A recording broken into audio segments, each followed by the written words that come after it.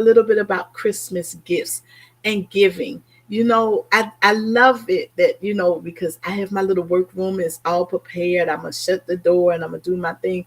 Because for me, the presentation of my gifts is just about as big of an expression of my love as the actual gift that I give.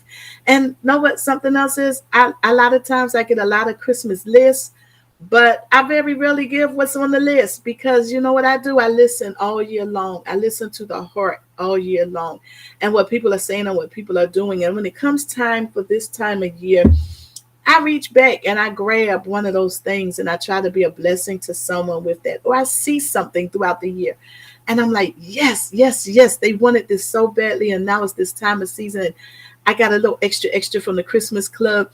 Let me go ahead and make this happen. But I wanted to say that giving is not all about commercialism sometimes.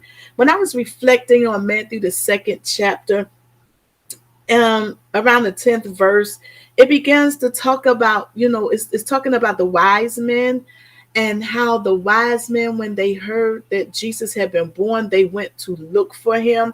And that's probably going to be something we talk about tomorrow, what Sunday is looking for Jesus.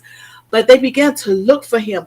And when they found him, they were so overjoyed that they presented him gifts. This is a child. This is the 2-year-old. They presented him gifts. They gave him gold. They gave him frankincense, and they gave him myrrh. We're going to explore that a little later, but that's not today. Today is about the fact that they gave. And what they gave actually was provision. It was God's provision for his son on this earth in various different ways, but they gave. They were so overjoyed in their heart that they weren't thinking about themselves. They were thinking about, this is such a tremendous blessing. This precious baby, this soul is such a tremendous blessing. Let me give, right? And so I thought about that and I was like, yes, giving is honorable, but how about if we just give a gift in April? Just because. What about if we just gave a gift in September? Just because. Not just have to wait until we're celebrating Christ's birth, because Jesus is the gift that kept on giving. And he's still giving even unto this day. He gives every day of the year. He gave his life for us. And not just on the cross. He gave his life for us growing up. How do I know? Because the Bible says he lived 33 years and he did it without sin. And his ministry was only 3 years long. And he gave of himself. How do you know? Because it was times that he was tired. And the Bible says that he stole away just to replenish himself. But the people came. And guess what he did? He gave of himself and he ministered to them. Jesus gave his whole life through. And we can give all year too. Now, I wanted to talk about giving a little bit, because it's not just about a physical gift that you purchase in the store. It's not about, just being materialistic. A gift is a blessing to someone. It is giving out of yourself. It is service. It's giving something that says, I think about you. I'm thinking about you and I want to just do this for you. A gift can be something as simple as a Twix bar. Y'all, please don't give me a Twix bar. I don't even like Twix. I'm just saying. My husband, when he finds Bella Mints, that's a wonderful gift because it goes back to our courting days and it's something that is rare commodity now that you can find. You can give the gift of service, that I understand that, your husband has died and there's no one to clean the yard and there's no one to weed out what's going on and there's no one to chop your firewood. So I'm just going to gift that to you. I'm going to just come by without you even asking and without you paying me anything. And I'm going to rake those leaves up out of your yard. I'm going to mow that grass for you. That's a gift. Gift comes from myself and it says, I appreciate you. I care about you. I love you. So it's easy to throw money at people because, we don't have to be connected and touched. But those gifts that we give of ourselves says, I've thought about you and you have touched my life. And I just wanted to do something for you. I just wanted to present something to you. The women at my church, it's been bumbling around. You know, First Lady, the ladies are starting to ask what you want for Christmas. The ladies want to know what to give you. The church is trying to figure out a church gift. And I thought about that for a while. I said, you know what? I would love to have something from the ladies that costs $0.00. I would love for them to sit down and write a letter to me. Just write to me about, you know what, Dr. Lott, you know what, First Lady, whatever you want to call me, just don't call me late for time to spend time with my husband. It's, I thought about how you did whatever, whatever. I thought about when you spoke to me about whatever, whatever. I thought about when you imparted whatever, whatever, whatever's on your heart, whatever.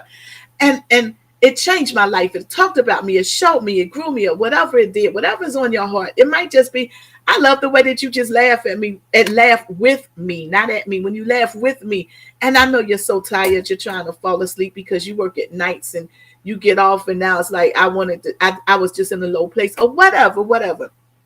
And so it's like, well, why would you say that's what you want? Because you know what? There's going to come times through the year, and it's going to come times when it feels like, why am I doing this? It doesn't even make any difference.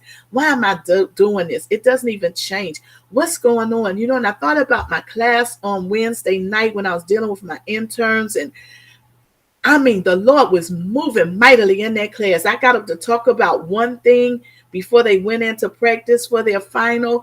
And the Lord just began to move, and the Lord began to have me say different things. And I began to watch the tears flow out of one eye. And I began to watch one lean forward. And I began to, watch as one begin to sit up. And I began to say, God, you're doing something in here. And I just began to tell them, I say, anybody that does not want to pray and is offended by prayer, I'm giving you a break. You can leave the classroom right now. And those of you who stay, we're going to pray. Because there are some needs in here. There are some things that need to be done. And know what? Nobody left. Get that. All these different reformations and nobody left. And I began to pray. Now, I know there was a psychology. I know that had nothing to do with up and coming psychologists. But the Lord wanted me to give the gift of intercession, the gift of prayer to them. And so after we did that, I taught the class and did what I had to do. I did the supervision time and everything. And then it's 10:30. We about to do. And I noticed that certain ones were just lingering. And I'm trying to go. I'm tired. I want to go to bed. And I'm trying to go. And one young man came up to me and he just hugged me. He said, I love you, Dr. Lott, and I will never forget you as long as I live, because something happened in my life tonight. I'm not sure what it was, but something happened in my life. Can I call you in the morning? Can I talk to you tomorrow? I want to explore this. I want to deal with this. And another one came and she was like, Dr. Lott, I just want to thank you so much that you gave the gift of yourself tonight. And she began to say how she was going through a hard time and how her husband had tried to commit suicide over the weekend. And it seemed like nobody noticed. See, what I'm talking about is the gift of being aware, the gift of understanding those that are around you. These are the type of gifts that stay with people for the rest of their life. I have 4 students that just wanted to hang back, 4 interns. I got to stop calling them students. 4 interns that wanted to hang back to talk about how something happened in their life that will never, ever change. And because of that, they can't forget. They can't forget that somebody cared enough to step out of the syllabus. Somebody cared enough to go off a program. Somebody was observant enough to see the tears. Somebody was moving in the presence of the Lord enough to speak to their hearts. That's a gift. That's the best Christmas gift that I could give.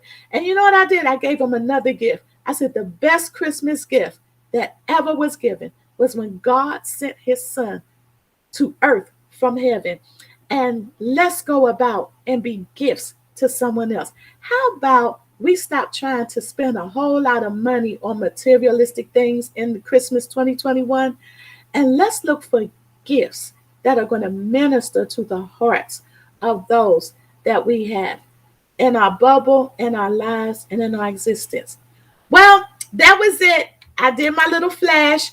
And I will talk to you. Oh, it's Friday. So I'll probably see you all at 5:30 and Speak to My Heart Fridays, the Christmas version.